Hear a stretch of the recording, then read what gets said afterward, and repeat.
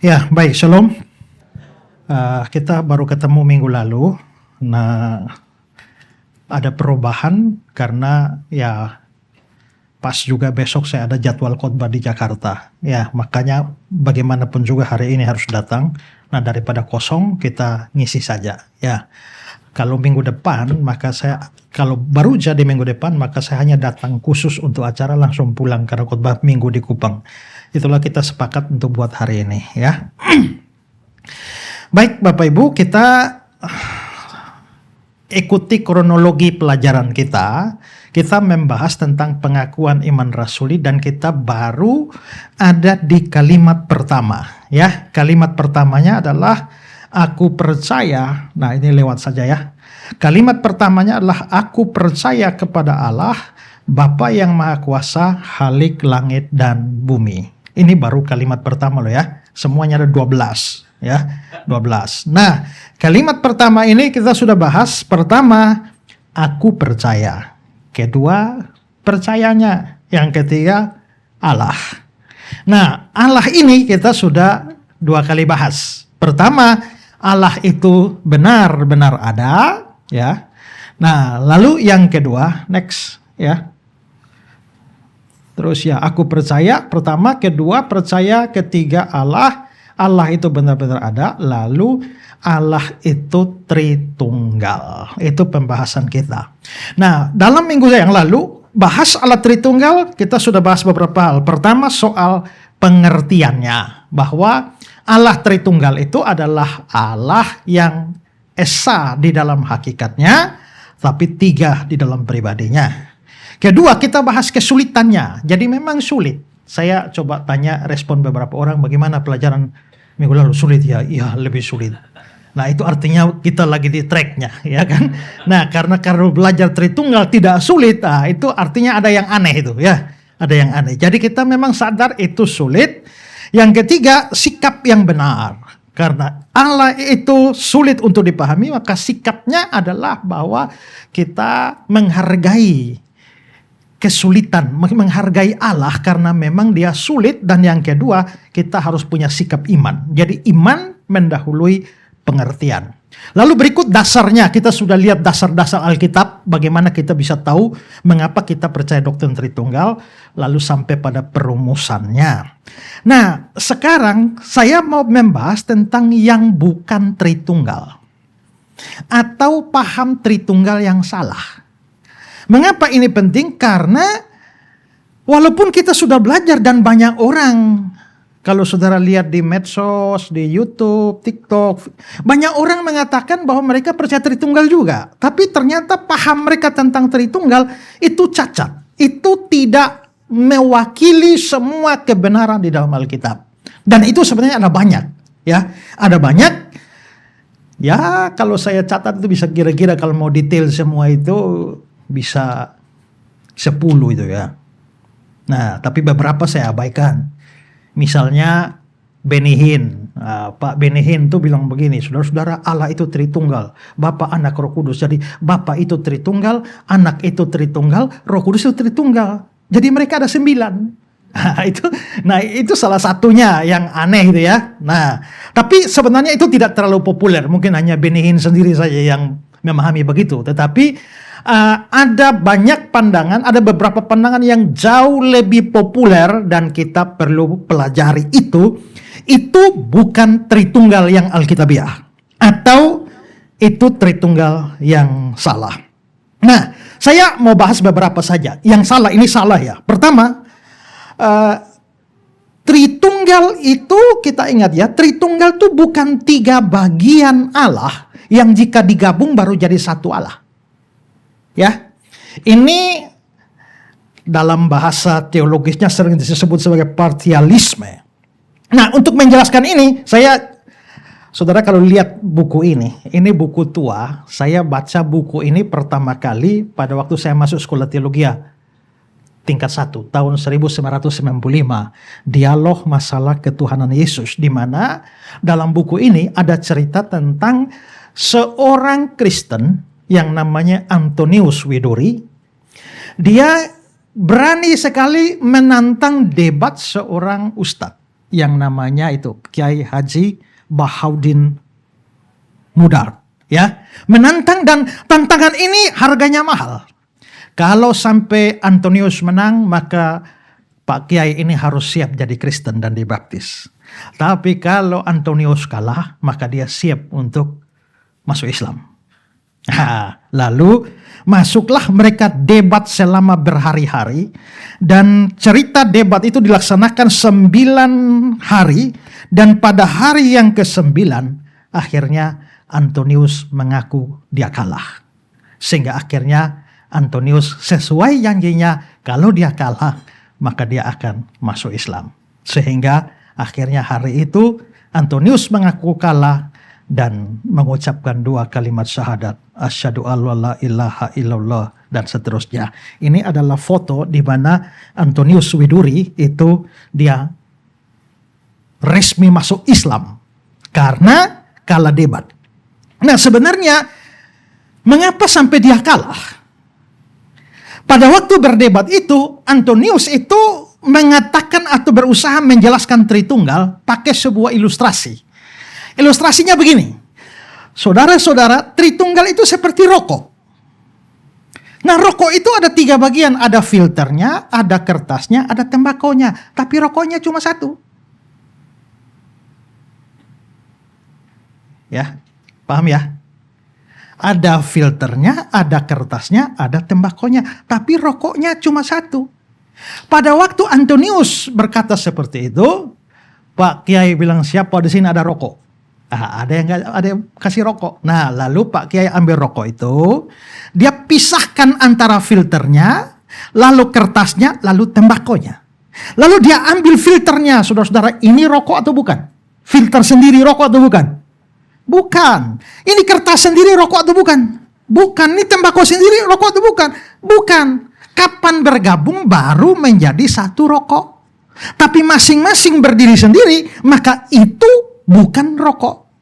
Nah, katakanlah filter itu adalah Allah, kertas itu adalah anak, tembakau itu adalah Roh Kudus, maka sekarang Bapak sendiri Allah atau bukan? Bukan. Sesuai ilustrasi itu logisnya bukan. Iya kan? Anak sendiri Allah atau bukan? Bukan. Roh Kudus sendiri Allah atau bukan? Bukan. Jadi kapan mereka jadi satu Allah? Kalau bergabung, ya kan? Maka itu pemikiran semacam itu mungkin nampak seperti gambar ini, bahwa Bapa, Anak, Roh Kudus itu sebenarnya adalah, jadi sebenarnya ini satu Allah di satu bulatan. Jadi Bapa tuh berapa Allah? Sepertiga. Ya loh? Anak itu sepertiga. Roh Kudus itu sepertiga. Jadi kapan jadi satu Allah? Ya kalau join. Tapi kalau berdiri sendiri-sendiri, maka bukan Allah. Nah, maka begitu dikasih tanggapan seperti itu, lalu Antonius kaget. Iya juga ya. Wah, kalau begitu ternyata Tritunggal ini sekian lama salah dong. Akhirnya Antonius mutlak tinggalkan Kristen dan masuk Islam. Sebenarnya bukan Tritunggal yang salah, tapi dia yang salah memahami Tritunggal.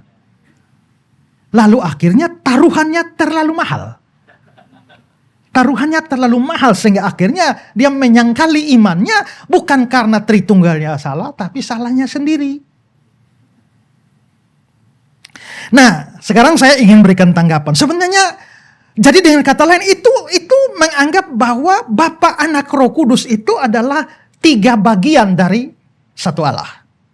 Itu pandangannya dan itu salah. Sekarang tanggapan yang pertama, pandangan ini salah karena bertentangan dengan kesaksian Alkitab tentang keilahian penuh dari masing-masing pribadi. Maksudnya begini, Bapa sendiri tanpa Anak, tanpa Roh Kudus itu Allah penuh, full. Anak sendiri tanpa Bapa dan tanpa Roh Kudus itu full Allah. Roh Kudus tanpa Bapa dan tanpa Anak itu juga full Allah. Sekarang kita lihat ke Alkitab, Yohanes 6 ayat 27. Ini, sebab dialah, ini kan anak, yang disahkan Bapa, Allah dengan meterainya. Di situ ada dua pribadi yang disebut. Dia, yaitu anak, yang disahkan oleh Bapa, berarti di situ anak dibedakan dari Bapa. Tapi Bapa, Allah. Artinya Bapa sendiri yang dibedakan dari anak itu full Allah. Tidak perlu yang lain juga, dia sudah full Allah. Saudara ngerti ya? Oke. Dan sepanjang di Alkitab, kalau Bapa disebut Allah, itu memang dalam pengertian mutlak dan penuh. Sekarang kita lihat Yohanes 1. Pada mulanya firman itu kan anak ya, atau Yesus ya. Firman itu bersama dengan Allah Bapa, dan firman itu adalah Allah. Firman di sini itu dibedakan dari Allah Bapa, tapi tetap dikatakan bahwa dia itu Allah. Full. Tidak ada kesan setengah Allah atau sepertiga Allah. Nanti Paulus di dalam Kolose pasal 2 ayat 9 menegaskan, sebab di dalam dialah, di dalam Yesus Kristus, di dalam manusia Yesus Kristus, berdiam secara jasmania seluruh kepenuhan kealahan. Kalau Yesus hanya sepertiga Allah, ini ayat jadi salah. Ini ayat mengatakan di dalam Yesus itu berdiam seluruh kepenuhan Allah. Berarti dia full Allah. Tanpa yang lain-lain, tanpa Bapa, tanpa Roh Kudus juga, dia memang sudah full Allah. Oke. Sekarang kisah pasal 5. Ini tentang Ananias dan Safira yang tipu hasil penjualan tuh ya. Lalu Petrus berkata, Ananias, mengapa hatimu dikuasai iblis sehingga engkau mendustai Roh Kudus? Jadi yang didustai apa? Roh Kudus. Ayat 4, engkau bukan mendustai manusia tetapi mendustai Allah. Kalau begitu mendustai Roh Kudus sama dengan mendustai Allah. Maka Roh Kudus adalah Allah. Tapi tidak terkesan di sini ada sebagian Allah atau sepertiga Allah. Roh Kudus disebut sini tanpa yang lain, tapi dikatakan mendustai Allah penuh. Maka Bapa sendiri full Allah.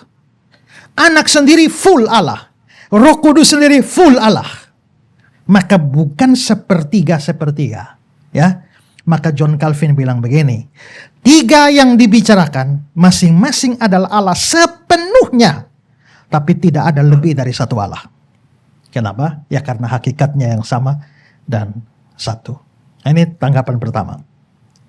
Tanggapan kedua, pandangan ini merendahkan keilahian tiap pribadi dan menimbulkan kesimpulan logis yang salah. Jika Bapa, Anak, Roh Kudus hanya bagian-bagian dari Allah, maka sebenarnya tidak ada satupun di antara mereka yang betul-betul Allah kan? Berarti tidak ada di antara ketiganya yang betul-betul Allah. Dan itu sebenarnya merendahkan masing-masing pribadi itu. Hanya memberikan nilai kealahan sepertiga pada masing-masing. Dan itu berarti Bapa tanpa Anak dan tanpa Roh Kudus tidak sempurna. Anak tanpa Bapa tanpa Roh Kudus tidak sempurna. Roh Kudus tanpa Bapa tanpa Anak tidak sempurna. Ya. Nah, maka Allah yang sejati hanyalah penggabungan ketiga bagian dari masing-masing yang bukan Allah yang sempurna. Nah, maka di sini saudara, ini menjadi sesuatu kesalahan yang fatal. Nah, ingat pelajaran minggu lalu, Tritunggal yang sejati, yang asli, tidak bisa diilustrasikan. Karena Allah itu tidak seperti apa-apa dan tidak seperti siapa-siapa. Karena itu berhati-hati dengan pakai ilustrasi. Banyak ilustrasi dipakai justru hanya menunjukkan bahwa Bapa, Anak, Roh Kudus hanya sepertiga bagian. Contoh, ada yang bilang begini, Tritunggal itu seperti matahari, ada sinarnya, ada panasnya, ada heliumnya, tapi mataharinya cuma satu. Pernah lihat ilustrasi begitu? Masalahnya, ya, sinar tanpa panas tanpa helium bukan matahari. Panas tanpa sinar tanpa helium bukan matahari. Helium tanpa sinar tanpa panas bukan matahari. Maka ilustrasi ini salah.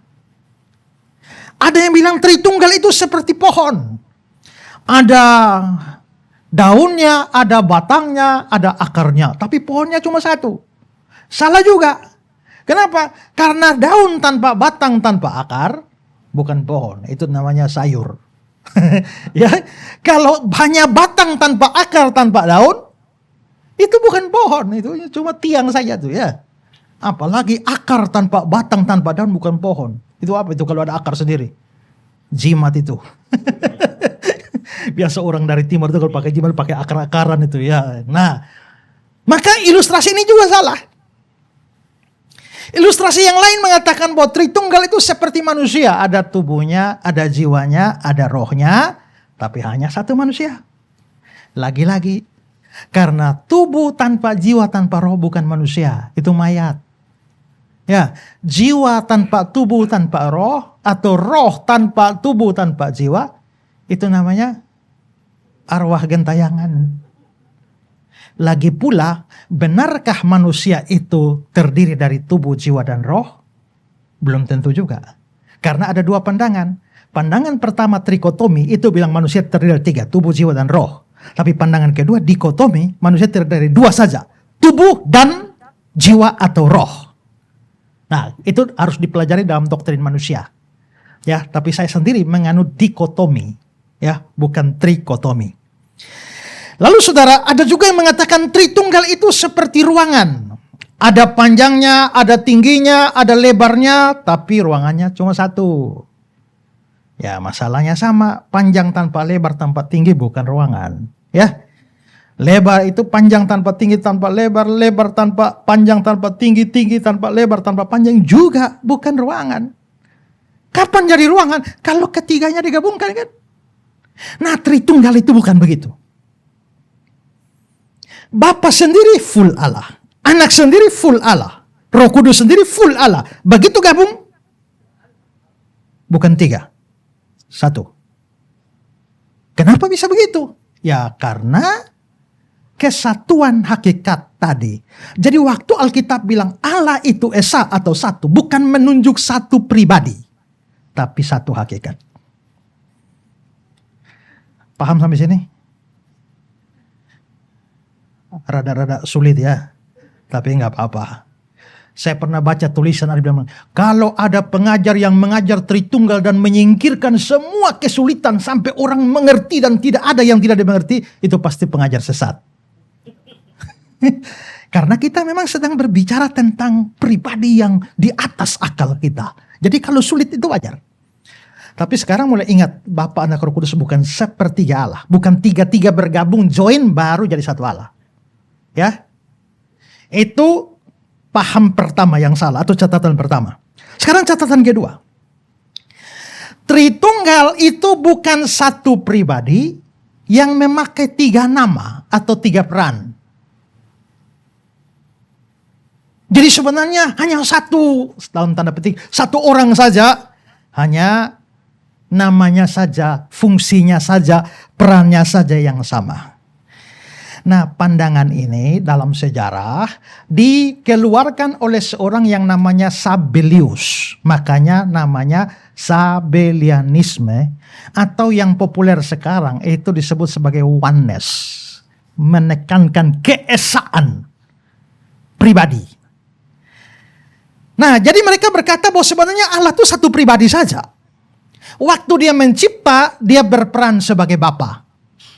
Waktu dia menebus, dia berperan sebagai anak. Waktu dia menyertai orang percaya, dia berperan sebagai Roh Kudus. Jadi sebenarnya orangnya sama saja. Ya, ilustrasinya begini. Ya, ada Master John, ya, di rumah sebagai ayah, di kantor sebagai bos, di kampung sebagai lurah. Tapi hanya satu orang, yaitu Master John. Tapi jabatannya tiga, ayah, bos, dan lurah. Jadi yang tiga bukan pribadi. Yang tiga cuma jabatannya, fungsinya, perannya. Tapi pribadinya satu. Pernah dengar ilustrasi begini? Kayak begini? Bahkan saudara, saya itu di gereja, saya melayani di gereja Kristen Injil Nusantara. Bahkan buku pegangan katekisasi dari gereja saya masih ajar Tritunggal kayak begini. Saya sudah kasih catatan, itu dari abad yang keempat itu sudah dianggap ajaran sesat. Tapi kita masih distribusi ke gereja-gereja dan masih diajar seperti itu. Ini kalau saudara tanya kepada gereja-gereja mainstream, pandangan tentang Tritunggal, mayoritas jemaat pahamnya begitu. Karena di pelajaran katekisasi mereka kasih ilustrasinya kayak begini. Nah, ini tetap pandangan yang salah. Salahnya di mana? Saya kasih tanggapan. Pertama, pandangan ini meniadakan relasi pribadi dalam kealahan. Saudara, dalam Alkitab, Bapa, Anak, Roh Kudus itu berelasi sedemikian rupa sehingga tidak memungkinkan menafsirkan bahwa mereka cuma satu pribadi. Misalnya mereka bisa hadir bersamaan. Coba tadi kalau ayah, bos dengan lurah bisa tiba-tiba tiga muncul di sini. Kan tidak bisa, orangnya cuma satu. Tapi ternyata Tritunggal bisa. Matius 3, 16-17.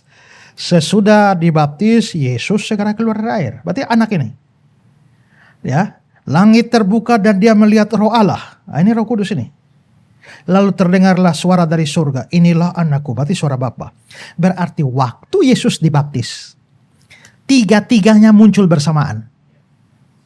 Ya, Yesus keluar dari air, Roh Kudus turun ke atasnya, Bapa kasih suara, inilah anak. Berarti tiga-tiganya hadir beneran bersamaan. Dan itu tidak bisa terjadi dalam ilustrasi tadi ayah, bos, sama lurah. Ya. Selain itu, di dalam banyak bagian Alkitab kita bisa melihat ada dua pribadi, yaitu pribadi Bapa dan Anak yang dibedakan, disebut bersama, tapi berbeda. Jadi, yang satu bukan yang lain.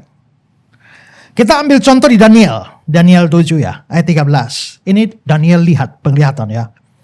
Tampak datang dengan awan-awan dari langit seorang seperti anak manusia. Siapa anak manusia itu? Itu pasti Yesus. Makanya di Perjanjian Baru kan Yesus banyak omong anak manusia ya. Anak manusia tidak punya tempat meletakkan kepalanya. Anak manusia datang untuk mencari dan menyelamatkan manusia. Anak manusia datang bukan untuk dilayani. Kenapa Yesus suka sebutan anak manusia? Karena anak manusia itu menjawab nubuatan penglihatan Daniel. Bahwa anak manusia itu turun dari langit. Dari surga sana. Nah, tampaklah dengan awan-awan dari langit, seorang seperti anak manusia, itu pasti Yesus. Datanglah ia kepada yang lanjut usianya. Siapa ini yang lanjut usianya? Kayaknya itu Bapa. Dalam penglihatan Daniel ya. Berarti ada yang satu orang itu anak manusia, yang satu orang itu yang lanjut usianya. Jadi ada berapa orang? Dua dong. Berarti dua pribadi. Ya. Oke. Kisah pasal 7. Tapi Stefanus yang penuh dengan Roh Kudus menatap ke langit dan melihat kemuliaan Allah dan Yesus Kristus berdiri di sebelah kanan Allah. Ada berapa orang?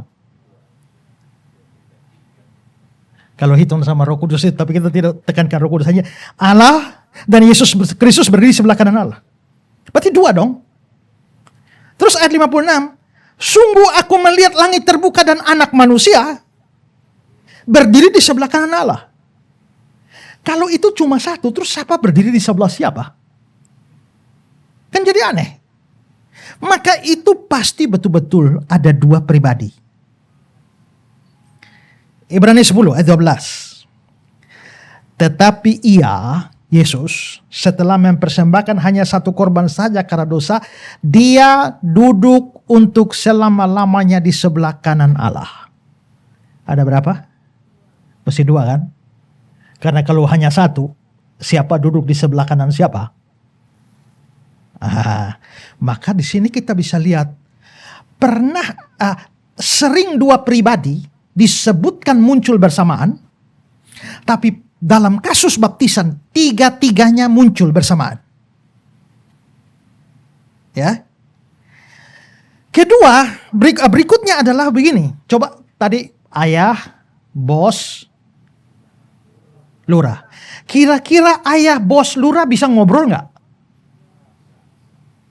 Kan gak bisa kan? Namanya orangnya satu, bagaimana mau ngobrol? Bisakah ayah berbicara dengan bos? Bos berbicara dengan lurah? Gak bisa. Tapi kalau kita lihat Alkitab, di antara Bapa, Anak, Roh Kudus itu bisa saling bicara. Markus 1. Lalu terdengarlah suara dari surga. Ini pasti suara Bapa. Engkaulah anakku. Berarti ini Bapa ngomong dengan anak. Lalu Yohanes 11 ayat 41. Lalu Yesus menengadah ke atas dan berkata, Bapa, aku mengucap syukur padamu. Ini berarti yang satu mengucap syukur pada yang satu. Berarti betul-betul ada dua nih. Roma 8. Demikianlah roh membantu kita dalam kelemahan kita. Tetapi roh sendiri berdoa untuk kita kepada Allah. Allah Bapa. Berarti Bapa bisa bicara pada anak. Anak bisa bicara pada Bapa. Roh bisa bicara pada Bapa. Kalau Allah itu hanya satu pribadi, hanya 3 peran, terus siapa bicara kepada siapa? Ya. Pandangan ini, oneness ini, menyebabkan seluruh adegan itu menjadi tidak bermakna. Hanya karena ada satu pribadi yang berpura-pura sebentar jadi Bapa, sebentar jadi anak, sebentar jadi roh. Ilustrasi tadi, ayah, bos, lurah. Bisakah bos mengutus lurah ke Amerika? Gak bisa kan? Orangnya satu, siapa mengutus siapa? Tapi di Galatia 4, Allah mengutus anaknya. Yohanes 15 ayat 26. Jikalau penghibur itu Roh Kudus, yang akan kuutus dari Bapa. Berarti tadi Bapa mengutus anak. Sekarang anak mengutus Roh Kudus. Lalu Galatia 4 ayat 6. Maka Allah telah menyuruh roh anaknya. Menyuruh, mengutus. Maka bisa ketemu bersama. Bisa saling bicara. Dan bisa saling mengutus. Ini menunjukkan bahwa betul-betul 3 pribadi. Bukan satu pribadi dengan 3 jabatan. 3 peran, 3 fungsi. Itu tanggapan pertama. Tanggapan kedua, pandangan oneness ini tidak sejalan dengan kesaksian Yesus sendiri. Karena Yesus berulang kali menjelaskan perbedaan dirinya dengan Sang Bapa. Itu sangat berbeda. Saya kasih contoh, Yohanes 6 ayat 38. Yesus bilang, ya, sebab aku telah turun dari surga bukan untuk melakukan kehendakku, tapi melakukan kehendak Dia. Berarti ada yang disebutku, ada yang disebut Dia. Maka ku bukan Dia, Dia bukan ku. Itu 2 pribadi berbeda. Yohanes 8 ayat 16. Jikalau aku menghakimi, maka penghakimanku itu benar. Ya. Sebab aku tidak seorang diri, tapi aku bersama dengan Dia. Yesus menyebut dirinya aku, tapi Dia menyebut Bapa dengan kata ganti orang ketiga, Dia. Maka itu betul-betul Yesus membedakan bahwa Dia bukan Bapa, Bapa bukan Dia. Ya. Tanggapan ketiga. Pandangan ini merusak makna keselamatan.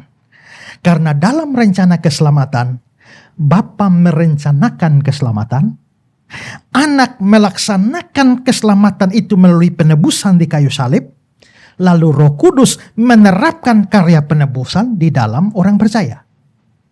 Nah, kalau Bapa, Anak, Roh Kudus itu hanya satu pribadi, Bapa itu ya anak, anak itu ya Roh Kudus, maka semua peran ini menjadi kacau. Siapa yang merencanakan, siapa melaksanakan, siapa menerapkan. Kalau ini 3 pribadi berbeda, maka gampang dipahami. Bapa merencanakan, anak melaksanakan, roh menerapkan.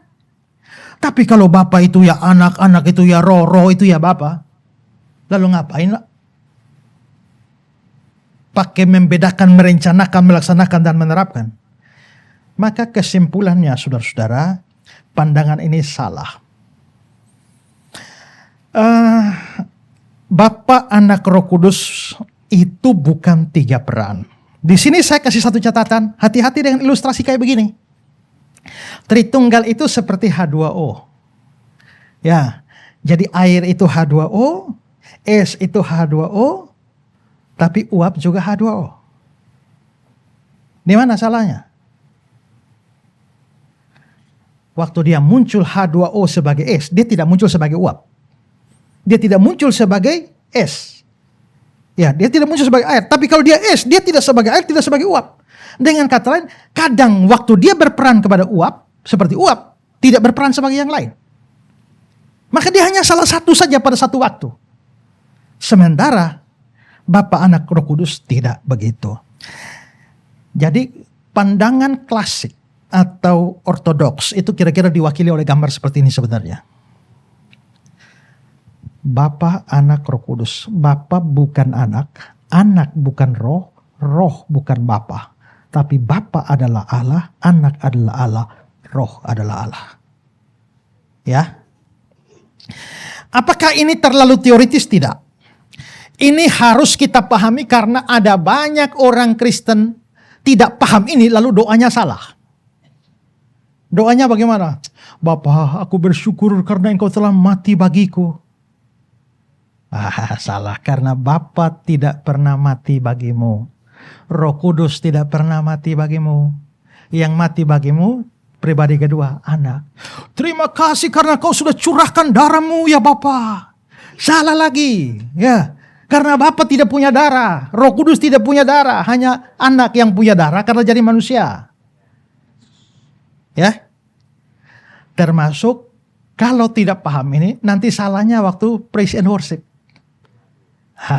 Karena praise and worship itu lagunya enak, tapi kadang-kadang kata-katanya salah. Karena diciptakan oleh ahli musik, tapi tidak mengerti doktrin Tritunggal. Tidak mengerti kristologi. Itu bahaya. Karena lagu itu juga pengajaran kan. Lagu itu pengajaran, makanya di Mazmur ada nyanyian pengajaran. Jadi kalau lagunya salah, itu sama dengan mengajar jemaat yang lagi nyanyi itu mengajar salah. Dulu sekali ada lagu, Yesus Engkau Roh Kudus yang turun ke bumi. No, Yesus bukan Roh Kudus. Nanti setelah diprotes baru lagunya diubah. Yesus Engkau Rajaku yang turun ke bumi. Itu setelah diprotes dulu.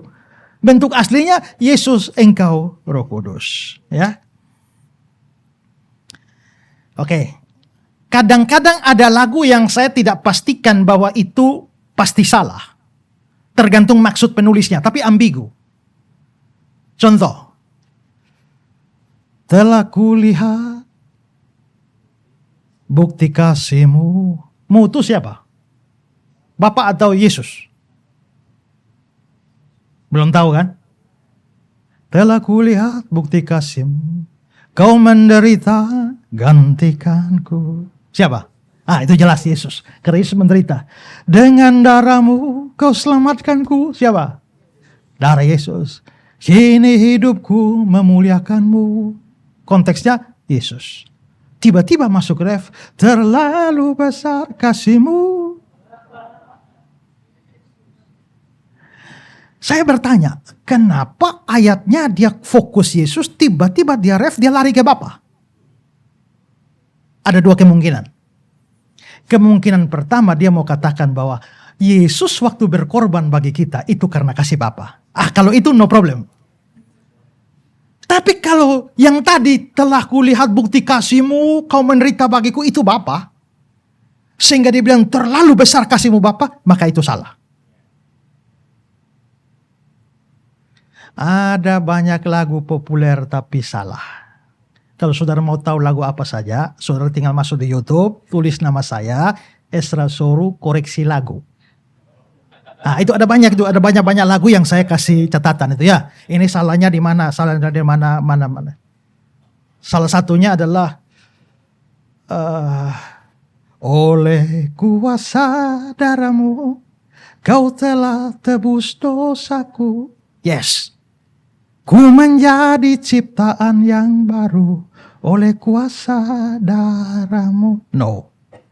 Karena kita menjadi ciptaan baru itu bukan langsung karya Kristus, itu bagiannya Roh Kudus. Karena Roh Kudus melahirbarukan kita. Jadi Bapa itu ada tugas bersama, Bapa, Anak, Roh Kudus, tapi ada bagian yang dikerjakan Bapa, Anak, dan Roh Kudus tidak. Ada bagian yang dikerjakan Anak, Roh Kudus, dan Bapa tidak. Ada yang dikerjakan Roh Kudus, Bapa, dan Anak. Walaupun terlibat, tapi karya utama melahirbarukan itu Roh Kudus. Nah, itu contoh. Ya. Saya hari Selasa kembali ke Kupang. Kenapa saya kembali ke Kupang? Ya karena saya tinggal di sana. Saya nggak bisa bilang saya kembali ke Belanda. Kapan Bapak tinggal di Belanda? Nggak pernah. Kok kembali ke Belanda? Berarti kembali hanya bisa digunakan untuk orang yang pernah tinggal di sana. Jadi Yesus pernah tinggal di surga, datang ke bumi, maka cocok dia kembali ke surga. Amin. Kalau saudara, saat ku kembali ke surga. Kapan kau di surga? Bukankah kita baru mau pergi nih? Nah ini contoh sederhana ya. Nah kadang-kadang saya tidak langsung menyalahkan, tetapi harus melihat kira-kira mungkin maksud penulis bukan begitu, hanya pembahasannya kurang dipikirkan secara ketat. Ya, ya nanti saudara lihat di Google saya di YouTube ya, banyak koreksi lagu banyak. Saya kasih koreksi lagu ya.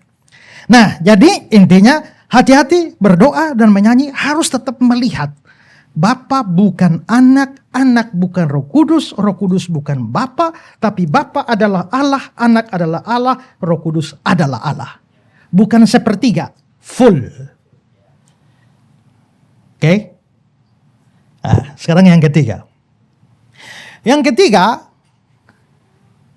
Tritunggal itu bukan tiga pribadi yang semuanya bernama Yesus. Ya. Pandangan ini mengajarkan bahwa seluruh kealahan Bapa, Anak, Roh Kudus itu memiliki satu nama dan namanya adalah Yesus.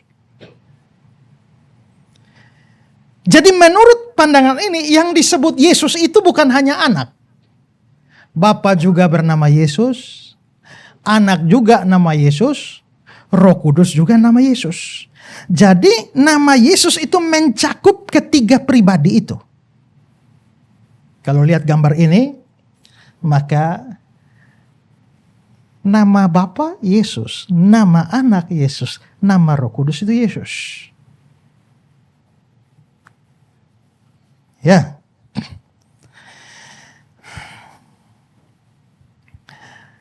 Pak Suhento Liau dari gereja GBIA, Gereja Baptis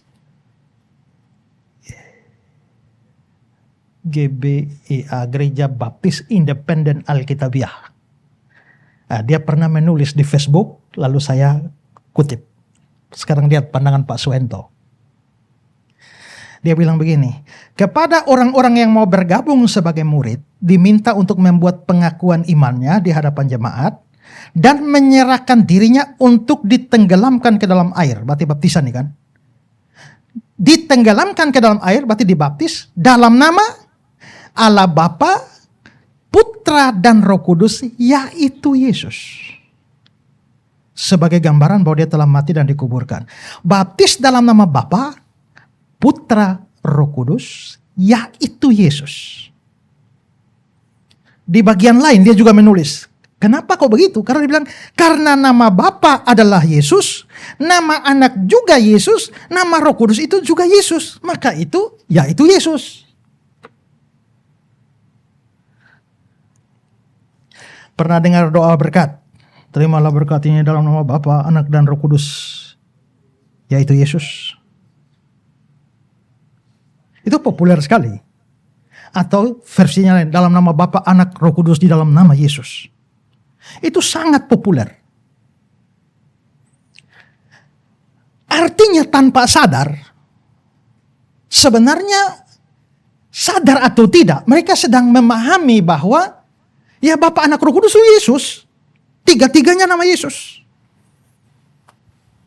Nah ini salah. Ya, ini salah. Saya kasih tanggapan. Pertama, Pandangan ini tidak sejalan dengan kesaksian Alkitab. Karena Alkitab dengan jelas membedakan antara nama Yesus dan pribadi Bapa serta Roh Kudus. Bapa, Anak, Roh Kudus. Nanti yang datang jadi manusia lahir pada waktu Natal itu adalah yang kedua. Yaitu Sang Anak itu. Sang Anak jadi manusia karena dia datang tujuannya menyelamatkan. Maka waktu dia jadi manusia dia dikasih nama Yesus. Matius 1 ayat 21. Dia akan melahirkan anak laki-laki dan engkau menamakan dia Yesus. Karena dialah yang akan menyelamatkan umatnya dari dosa. Artinya nama Yesus itu kan bentuk Yunaninya. Yesus. Bentuk Ibraninya Yosua. Jadi Yosua itu sama dengan Yesus itu. Ya. Nah, jadi ini Yesus itu. Ya. Kenapa dia dikasih nama Yesus? Karena nama Yesus itu punya akar dari Yosua, Yesua, Yehosua, yang artinya Yahweh menyelamatkan. Itu artinya. Jadi, mengapa anak itu dilahirkan, dikasih nama Yesus? Karena dia yang datang dan menyelamatkan. Kalau begitu dia yang datang yang menyelamatkan yang mana? Bukan Bapa, bukan Roh Kudus, tapi Anak. Kalau begitu nama Yesus itu nama manusia yang diberikan kepada Yesus waktu dia jadi manusia. Nama Yesus itu bukan nama surgawi sana, bukan. Karena nama Yesus itu nama umum. Makanya selain Yesus Kristus kan ada Yesus yang lain juga kan. Ada Yesus Justus, ada Yesus Barabas, ya. Nah, dan nama Yesus selalu dihubungkan di dalam Alkitab hanya dengan pribadi kedua, yaitu Sang Anak. Tidak dikenakan pada Sang Bapa atau Roh Kudus. Contoh, 1 Yohanes 5. Akan tetapi kita tahu Anak Allah telah datang. Ini Anak Allah ya. Lalu di dalam Anaknya Yesus Kristus. Berarti Yesus Kristus ini dihubungkan dengan Sang Anak. Markus 1 ayat 1. Yesus Kristus, Anak Allah. Kisah 9 ayat 20. Yesus adalah Anak Allah. Ya, 2 Korintus 1 ayat 19. Yesus Kristus, Anak Allah. Jadi Yesus Kristus itu hanya berkenaan dengan Anak. Tidak pernah dikaitkan dengan Bapa dan Roh Kudus. Kedua. Nah, ini agak lucu ini. Kedua, karena kalau Bapa dan Roh Kudus juga dianggap bernama Yesus, lalu kira-kira bagaimana kita baca ayat-ayat berikut? Ini saya pakai waktu saya tanggapi Henry Tandianta, Risuli Lubis. Karena dua orang itu menganggap Yesus itu Bapa, Bapa itu Yesus. Nah saya bilang kalau memang begitu bagaimana kita baca begini ayat ini. Misalnya Matius 11 ya. Karena Bapa juga Yesus, Anak juga Yesus, Roh Kudus juga Yesus. Pada waktu itu berkatalah Yesus, aku Yesus bersyukur kepadamu Bapa, Yesus. Jadi Yesus bersyukur kepada Yesus. 1 Korintus 1 ayat 3. Kasih karunia dan damai sejahtera dari Allah Bapa kita, yaitu dari Yesus dan dari Tuhan Yesus Kristus. Dobel dong. Ya. 2 Korintus 11 ayat 31. Allah yaitu Bapa, Allah yaitu Bapa atau Yesus dari Yesus. Yesus dari Yesus. Ya. Kisah 10 ayat 38. Yaitu tentang Yesus dari Nazaret, bagaimana Yesus mengurapi Yesus dengan Yesus. Lukas 4 ayat 1. Yesus yang penuh dengan Yesus kembali dari sungai Yordan lalu dibawa oleh Yesus ke padang gurun. Jadi saudara lihat, kalau Bapa itu Yesus, Roh Kudus itu Yesus, Anak juga Yesus, maka ayat-ayat itu jadi kacau semua. Ya. Jadi jelas ini pandangan yang salah, pandangan yang keliru. Karena itu saudara-saudara, nah Yesus itu hanya Anak. Jadi kalau bilang dalam nama Bapa, Anak, Roh Kudus cukup. Tak usah pakai yaitu Yesus. Kalau Bapa itu Yahweh, yes. Anak itu Yahweh, yes. Roh Kudus itu Yahweh, yes. tapi bukan Yesus. Yesus itu nama waktu dia jadi manusia. Oke, paham? Sekarang yang terakhir. Tritunggal itu bukan hubungan yang bersifat hierarkis. Hierarkis ini artinya satu di atas, yang lain di bawah. Satu lebih tinggi, yang lain lebih rendah. Karena ada anggapan begitu. Ada anggapan bahwa biasanya Bapa itu lebih top, Anak itu nomor 2, Roh Kudus paling bawah. Sekarang coba lihat pandangan dari Bapak kita yang satu ini. Ini saya ngutip langsung lihat dari bukunya ya, bukan ngarang-ngarang ya. Kita harus berani menyatakan bahwa ada hierarki dalam lembaga ilahi tersebut tanpa ragu-ragu. Tentu saja sebagai konsekuensinya ada yang akan dikesankan seolah-olah theos deuteros, Allah derajat kedua dalam lembaga Allah. Jadi beliau menganggap Allah itu ada derajat-derajatnya, ada Allah derajat kedua. Apakah salah kalau mengakui bahwa Tuhan Yesus memang tidak lebih besar dari Bapa? Tentu saja tidak salah. Sebab memang pada dasarnya Bapa adalah pemilik segala kuasa, kemuliaan dan kerajaan. Kemuliaan yang ada pada diri Allah Anak Tuhan Yesus adalah kemuliaan dari Bapa, bukan dari diri sendiri. Dengan demikian Alkitab jelas menunjukkan bahwa Tuhan Yesus tidak lebih besar dari Allah Bapa. Karena kemuliaan Yesus itu Bapa yang kasih. Terus kutipan kedua. Banyak ayat Alkitab yang menyatakan bahwa Allah Anak Tuhan Yesus adalah utusan Bapa. Tuhan Yesus sendiri yang menyatakan hal ini dan tulisan rasul-rasul Tuhan. Ayat-ayat itu jelas sekali mengatakan bahwa Yesus adalah utusan Bapa. Dengan demikian tidak dapat dibantah bahwa Bapa lebih besar atau berkedudukan lebih tinggi dari Tuhan Yesus. Hal ini bukan bermaksud hendak merendahkan derajat Tuhan Yesus, tapi menempatkan Tuhan Yesus secara proporsional pula. Ya, nanti kalau saudara dapat materi ini tertulis, nanti mungkin Ibu Lucy yang siapkan materinya, sertakan itu link yang saya berikan di situ. Saya kasih link YouTube dari Pak Erastus, saudara bisa dengar sendiri pengajarannya ya. Di link yang saya berikan itu akhirnya dia membedakan bahwa ada Allah level atas dan ada Allah level bawah. Yang dia sebut dalam bahasa major God and minor God. Allah mayor dan Allah minor. Nah itu membuat ajarannya menjadi sama persis dengan saksi Yehova. Karena saksi Yehova percaya Allah senior dan Allah junior. Bapa Allah senior, Yesus Allah junior. Nah kalau Allah senior, Allah junior, ini Allah mayor, Allah minor. Ya sama lah. Ya. Oke, sekarang saya akan tanggapi. Pertama, ajaran ini menyangkali kesetaraan hakikat dalam kealahan. Hakikat hierarkis itu menempatkan Bapa seolah-olah lebih besar daripada Anak dan Roh Kudus. Padahal ketiganya punya hakikat yang sama. Yohanes 10 ayat 30. Aku dan Bapa adalah satu. Nah ini ayat ini kadang-kadang dipakai oleh Yohanes. Nah itu aku dan Bapa itu satu toh? Iya memang. Satu apa? Kalau satu pribadi kenapa dibilang aku dan Bapa? Kan dua itu. Jadi pasti satunya bukan satu pribadi, tapi satu hakikat. Dan aku dan Bapa itu adalah satu, tidak mengindikasikan dia lebih rendah. Tapi ada yang lebih kuat. Yohanes 5:18. Orang-orang Yahudi lebih berusaha lagi untuk membunuh Yesus. Kenapa? Karena dia mengatakan bahwa Allah adalah Bapaknya sendiri. Dan dengan demikian menyamakan dirinya dengan Allah. Kata menyamakan itu bahasa Yunaninya ison. Ison ini itu adalah bentuk akusatif dari isos. Dan isos itu artinya sebanding, setara, sederajat. Makanya terjemahan King James itu bunyinya begini. Making himself equal with God. Membuat dirinya setara dengan Allah.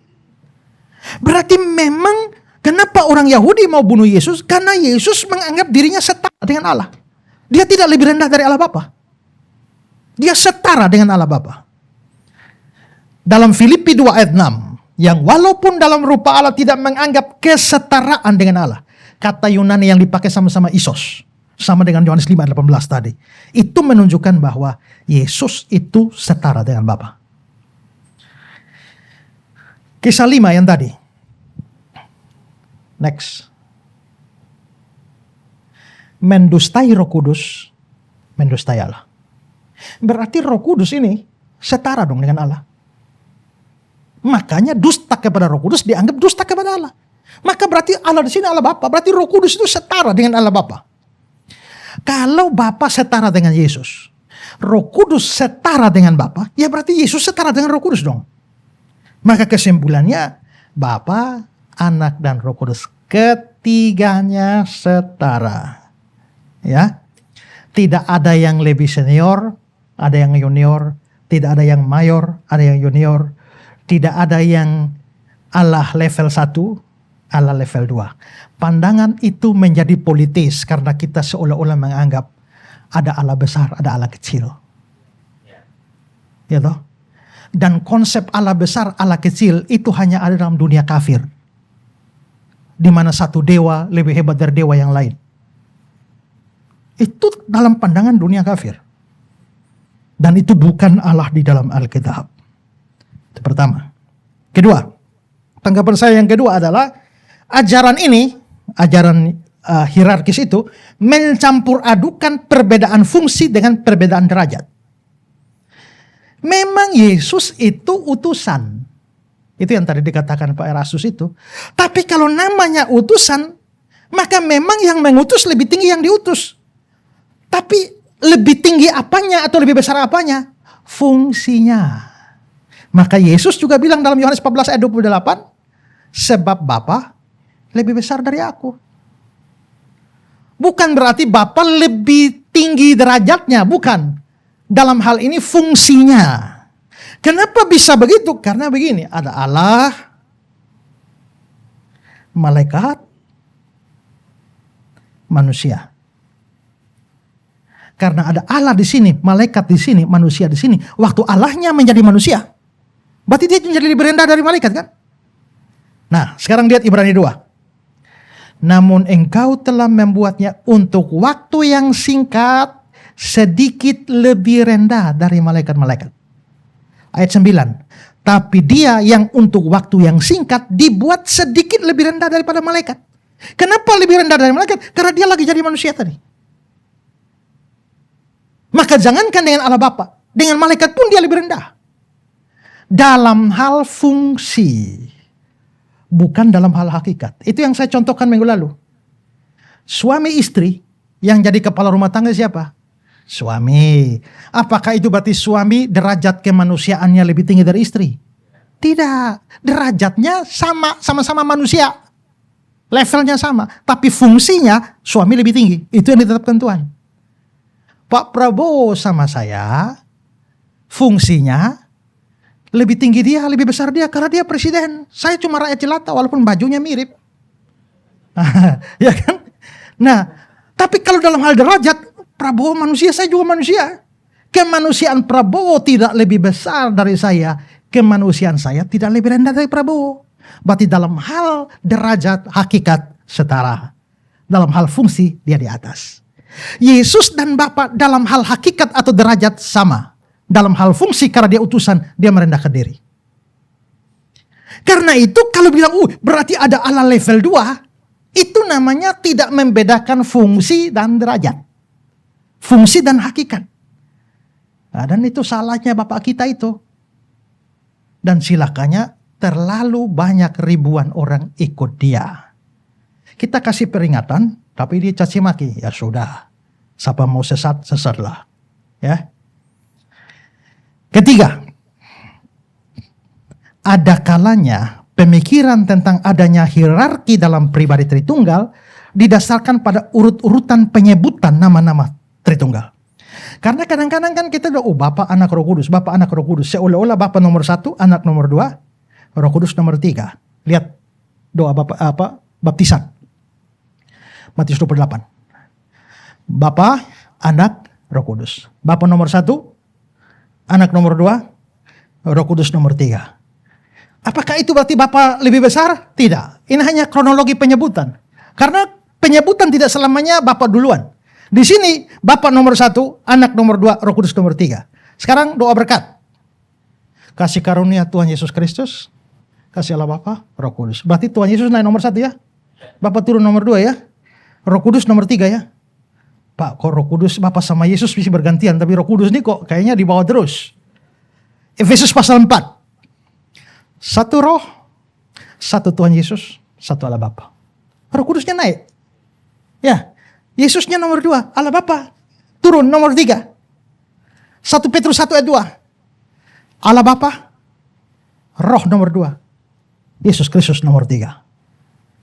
Nah sekarang kalau begitu mau bilang siapa lebih besar dari siapa? Nah, hanya konteksnya dan urutan penyebutan.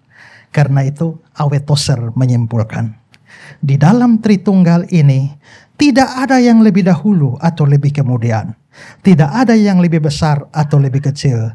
Tapi ketiga pribadi itu sama-sama kekal, bersama-sama dan setara. Ya. Nah kalau begitu sekarang kita memahami dan waspadalah, karena di luar juga ada banyak paham Tritunggal yang tidak benar. Tuhan memberkati kita. Amin.